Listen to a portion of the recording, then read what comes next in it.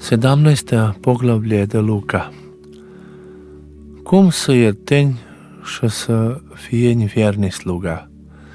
Isus a zis alu učenici a lui, napadalor de reli trebuie să vie ali iau ala om pe care vine.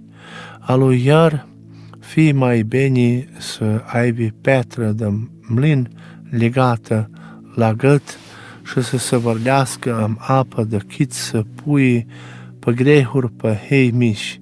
Fieți-mi seama dacă fracitul ați vitește, îmi poruncește-l atunci dacă s-o încăie iartă-i, măcar să zgrișească protiv de cine 7 rânduri în una zi, dacă vine la cine 7 rânduri să priznească de-aia și o făcut iartă.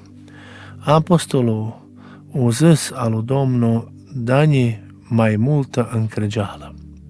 Domnul a nostru întors vorba și să vi avut încrăgeala măcar așa de mică ca sămânța de corușicino zârno, voi ați putea zice alu lemnul sta scoacici din vâni și samănăci în more. Și voi viți pune urechi. Cine din voi zice alu sluga a lui, de pe ce o lucra în telec, le păzea pe birș și ați zică când vine dăm lucru, haide ieți loc. Mar ea zice în loc, de-aia aia duce și fă ceva de mâncat. Schimbăți țolile și așteptați-mă și mănânc și să beau.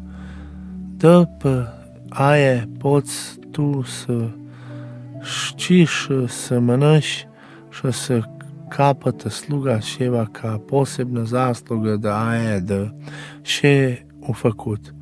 Eu gândesc că nu să voi isto fășeți cu totul și am zapovedelit, trebuie să ziceți.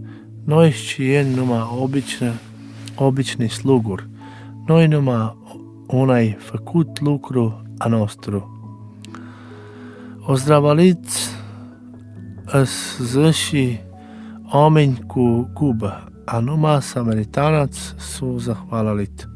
Așa pe calea de Ierusalem, Iisus a mers pe calea care sledelea granițurile între Samaria și Galileea, are aia să tuni în unul din saturile și el a aflat pe dric 10 oameni cu gubă.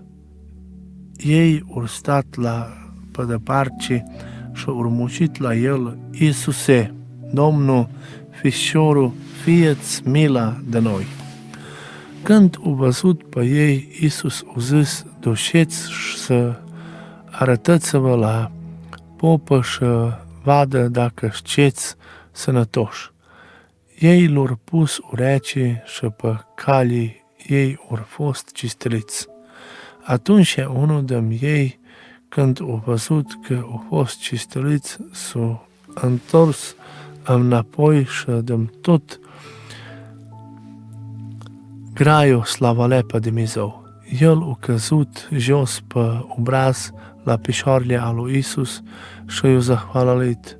Ale omul are samaritanați. Isus a întrebat, n-ați rezeași oameni care îs recisteliți? Unde îs hecelanți? 9 oameni.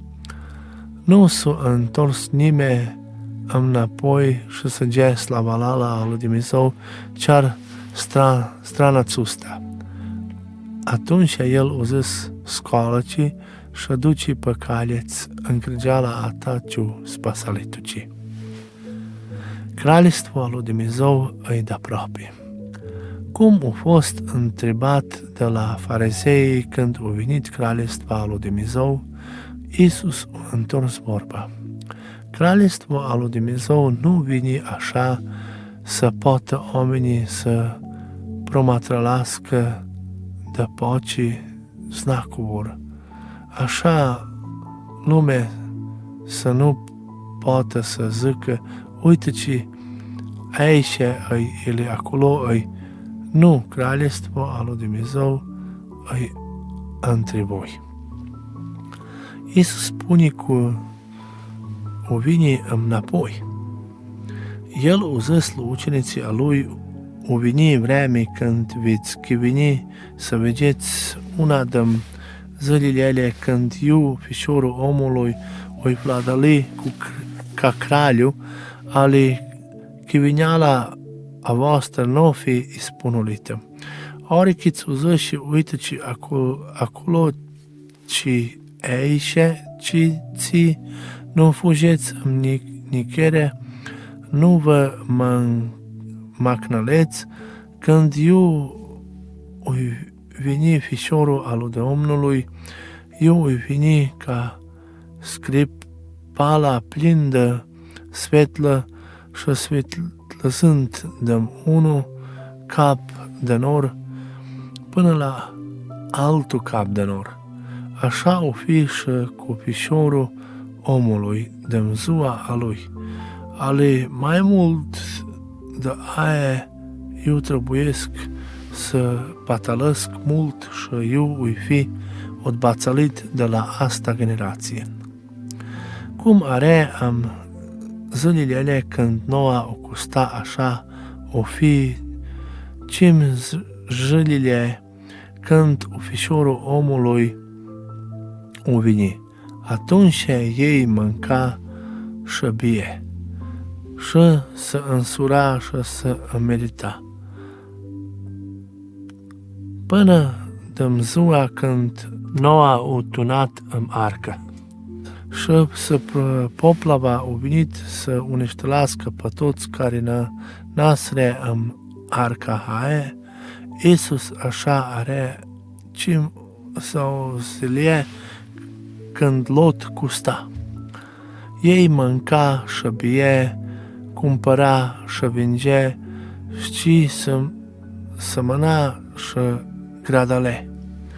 Ale pe ziua și Lot o fugit din Sodoma, o căzut foc și sumpor de nor și au uniștărit pe ei toți. Este așa o fi de trudată pe ziua când eu Fișorul al omului nu-i întoarce. Dacă îi aia ziua omul pe crovuș de casă, astvarurile a lui îs în casă, nu mergă jos de pe ele să își ie cu el.